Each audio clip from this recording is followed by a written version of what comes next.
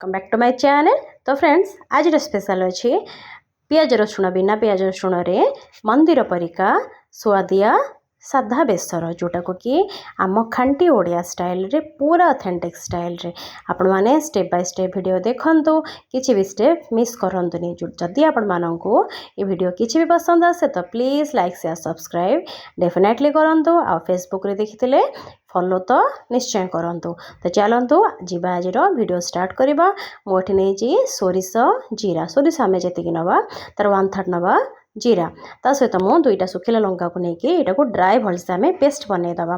जदि आपंकर सोरिषटा भिजिया भी मन नथिबो तो आपण एमती प्रोसेस रे बनई पारिबे। तो मु एमती ड्राए मिक्स कर नहीं ता सहित मु ऐड करिछि किछि अदा एवं गोटे टमाटर को देके ता सहित मु ऐड करिछि किछि पानी पानी दे आम भलसे स्मूथ पेस्ट गोटे बनईदबा। पूरा स्मूथ पेस्ट आपंकर एटा हे जिवो रेडी। तापर आम कौन करवा ना सोरिष बटाटा हे जिवो हमर रेडी। देखंतु केते बढ़िया स्मूथ पेस्ट हे जोटा को इंस्टेंट बनैबा पई एटा इजी मेथड जोटा को आम सोरिषटा भिजेबा केबे केबे मन न थाए। तो बस एमती करके आपण माने सोरिष बटा बनई पारिबे। तो जीवा हमर स्टेप नंबर 2 देखंतु मुझे नहीं परिबा आपण पाखे जहाँ भी परिबा थिबा आपण अवेलेबल थिबो सेटा को नहीं पारिबे।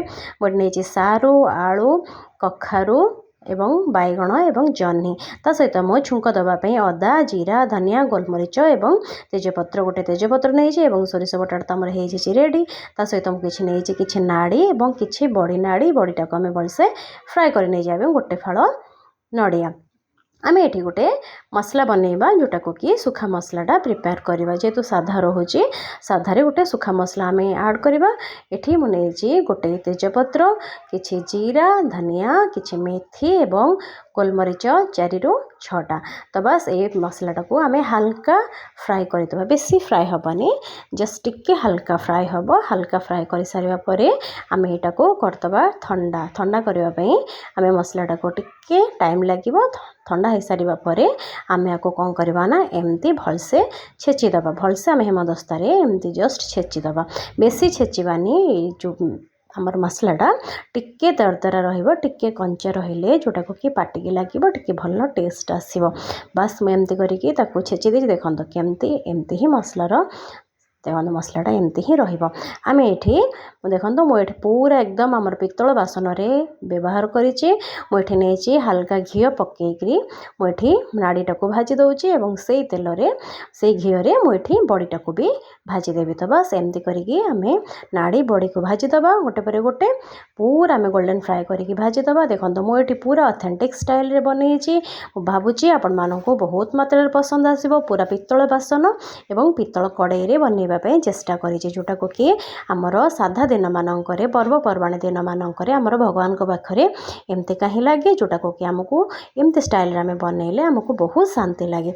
तो बस जीवा नेक्स्ट प्रोसेस को मुझे से घीरे देची गोटे तेजपत्र किछि जीरा किछि धनिया किछि गोलमरीच ये मसलाटा हल्का फ्राए हो सारा पर टिके जस्ट सालो फ्राए हो सारा पर आम ये ऐड करवा किछि कटा अदा। आपण अदाटा को ये ग्रेट भी करेंगे मुझे अदाटा को काटी देछि। तो बस आम जो मसलाटा बनई आम जो बेसरटा बनई से बेसरटा को आम ये सोरिष बेसरटा को मुझे ऐड करी।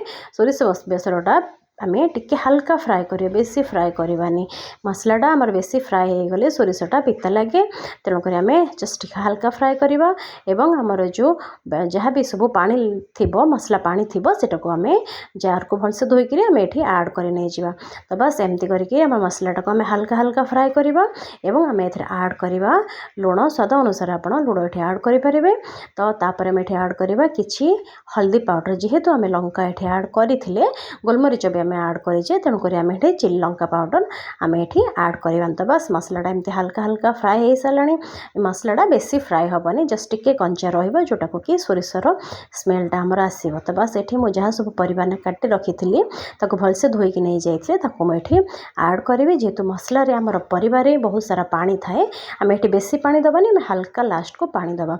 तो बस मसला सहित परिवाटा को आमर हल्का फ्राए कर सारा पर एमती आम जस्ट हल्का फ्राए करें बेसी फ्राए करवानी सोरिष जेहेतु आम हल्का फ्राए करवा। हल्का फ्राए हो सारा पर मुझे देवी पानी आप बेसी पानी देवेनि जेहेतु परिवार आमर बहुत सारा पानी बाहर आम ये हल्का पानी दबा। हल्का पानी दे आम कम से कम छाड़ीदबा 15 मिनट पर आम घोड़े घोड़े तरकारीटा को आम प्रिपेयर करिया बेसरटा को आम प्रिपेयर करिया। तो बस हो गला आम ये आड करवा कि पानी दे मुझे छाड़देवी कम से कम 15 मिनट कहीं आमर मसला सहित परिबा गुड़ाक भिजापी टाइम लगे मसलाटा भी सीझापी टाइम लगे परिबाटा सीझापी टाइम लगे। तो बस 15 मिनट पर मुझे खोलिकी जस्ट देखी मुझे आड कली बड़ी जो भाजिक आम रखी थे नाड़ी और बड़ी को मुझे आड करुच्ची नड़िया कोरा को आम आड कर सारे टिके मिक्स करने छाड़देवा टिके जस्ट मिक्स हो सारापर आम ये आड करवा जो मसलाटा आम प्रिपेयर करते ना से मसलाटा को मुझे जस्ट आड कर देखो मसलार स्मेलटा बहुत बढ़िया आसो मसलाटा पकई सारापर आम बेसर स्मेलटा बहुत बढ़िया आसो। आम ये फाइनाल टच दबा गोटे चामच गुआ घी मुझे जस्ट आड करी आप गुआ घी बनइले भी लास्ट को गुआ घीटा पकईले टिके बास्नाटा बहुत भल आसे ऑथेंटिक लगे एवं आम मंदिर रे जमती बनाओ सेमती ही आमको बास्नाटा ही आमको आसो। देखो मसलाटा आमर केते थिक हो गला आम बेसरटा जोटा को कि बहुत बढ़िया बास्ना आसूची आपड़ एमती स्टाइल रे बनातु। आम ये आड करवा गोटे चामच चीनी आपड़ गुड़ चीनी जगार ये चाहिए गुड़ भी आड करेंगे मुझे गोटे चामच चीनी आड करी। तो बस सब मसला को आम भलसे मिक्स कर बेसर को सब भलसे एमती मिक्स कर आम कम से कम आउ 2 मिनट छाड़देवा आमर मसला हवापाई। तो बस एबे हो गला आमर सुआदिया बेसर जोटा को कि आम मंदिर स्टाइल रे आम आज प्रिपेयर करें बिना पियाज रसुण रे एमतीका दिन मानक आम घरे बनईके खाइले बहुत शांति लगे बहुत खुशी लगे। आपण माने बनातु खातु एवं निज फैमिली सहित शेयर करंतु। यदि आपण मानक ये वीडियो हेल्पफुल लगे तो please like share subscribe definitely करंतु। आ फेसबुक रे देखुथिले फॉलो तो निश्चय करंतु। Thank you.